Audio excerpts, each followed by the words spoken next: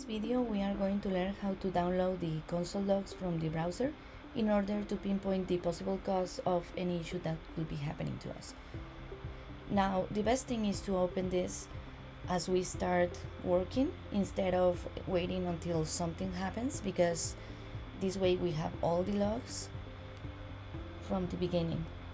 Now we first need to go here to More Tools, Developer Tools, and it will open this panel.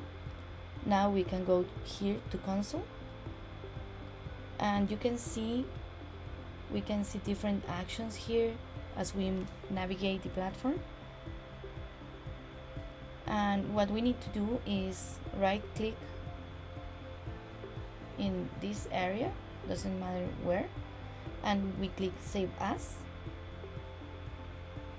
and we save our file. Now if you don't want to keep this on the side, you can also have it on the background by clicking here.